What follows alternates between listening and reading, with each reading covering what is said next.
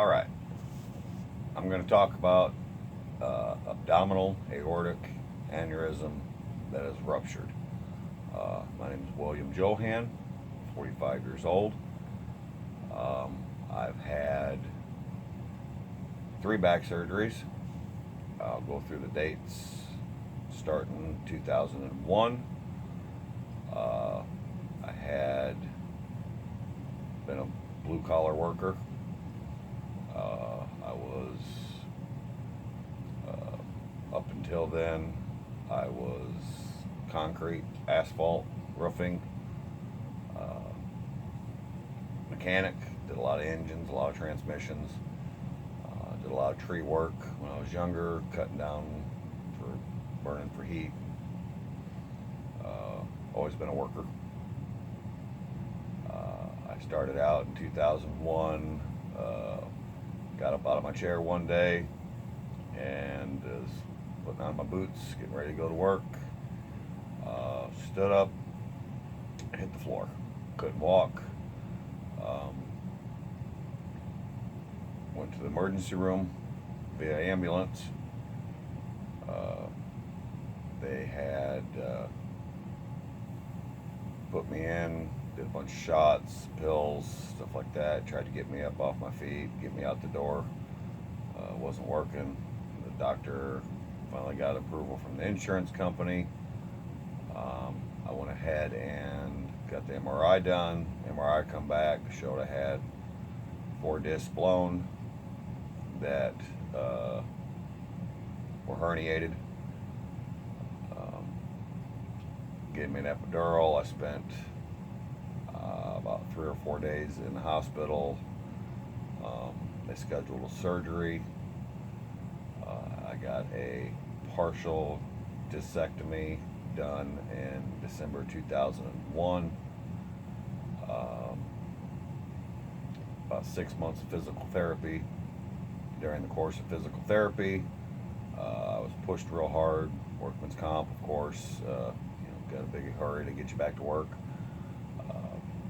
Blew them back out.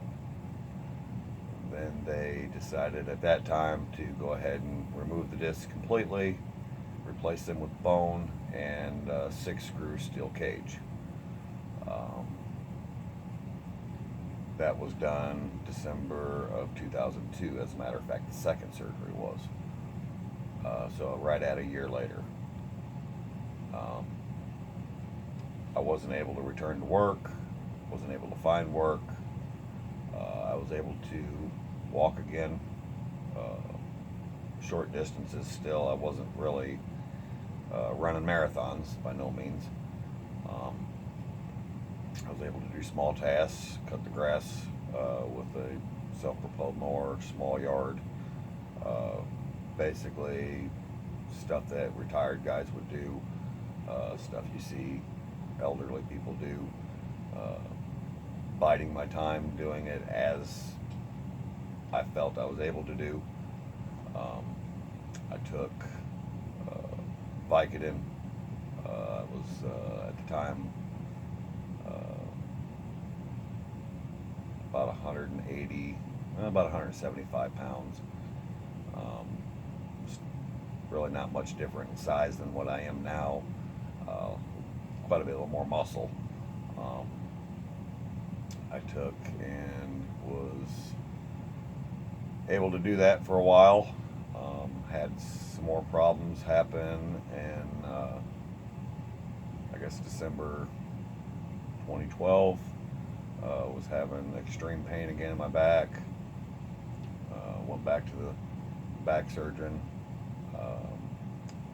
He ran another MRI. Couldn't find anything at that time that justified the pain that I was going through. Gave me some shots, some more pills. It didn't get any better. And then they went through the whole opioid crisis, started cutting me back on everything. I tried pain clinics, multiple shots. The shots were more painful. It seemed as though they were helping. They really didn't have an explanation for that. I got sent to a primary doctor, told me I needed to check in with them. So I went to a primary doctor over at Good Samaritan Center. Primary doctor went ahead and decided, well, maybe it was fibromyalgia. I was getting to where, while I was having the problems with my back, it felt a lot different than what it did before with the other surgeries. And the reason I had to get the other surgeries, I ended up having a few blood clots here and there coming out when I'd go to the bathroom with my stool. It wasn't all the time, but it was connected pretty closely with my activity. The more I do, the next day, the worse it'd be. I was told, well, possibly hemorrhoids, some stuff like that. That was, again, that was by my primary doctor, which was Good Samaritan Center. I believe it was Dr. Hildago over here at St. Clair Hospital in Alton, Illinois. My back surgeon was Dr. Vest Jr. He was a real good surgeon. He did seem like he cared and did what he could. Sent me when I needed to be sent to other doctors, because I was pretty well a non-doctor kind of guy. I went back home, took the fibromyalgia medication. It was some sort of a projected packet thing to where it increased the dosage as it went. It made me feel terrible. It wasn't working. So I quit taking that. It was about the same time where when I was cutting the grass, or I did any length of walking, I'd get burning in my feet to where it felt like I thought maybe like a athlete's foot, something silly. Really didn't know at the time that it was an abdominal aortic aneurysm that I'd had, which it was there. Those are some small signs, symptoms that are accompanied with it. I guess it was about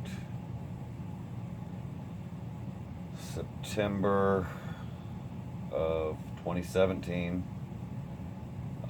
that my back had gotten to the point where it was hurting again real bad. Up until that, I just kind of backed off my activities a little farther than what I had already been doing from 2012 to that point. It seemed as though, well, if I did less, it was better. So again, I was considered disabled. So that's what disabled people do: is they do less, they do none, they do nothing. So I was getting to the point where I was just doing less and less, and then it got to the point where I really didn't have to do anything, and the pain was just excruciating. Wasn't taking any type of meds anymore. Smoked marijuana. It helped with the pain.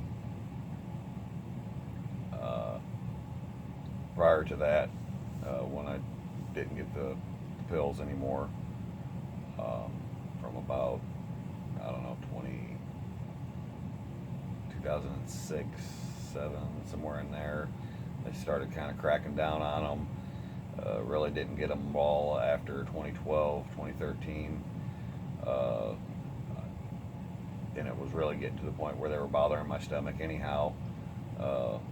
They are addictive. It was hard to get off of them. It wasn't easy. And the pain didn't get any better unless I smoked. So I smoked marijuana, and it helped. Helped with the overall PTSD, it seemed like, from it, maybe. it was pretty bad to deal with. I had a lot of cramping and stuff like that, to where it did help with that. Um, Come around to, again, 2017, and the back was just tearing me up. So I went back to Dr. Vest again, my back surgeon. He at that time ordered another MRI.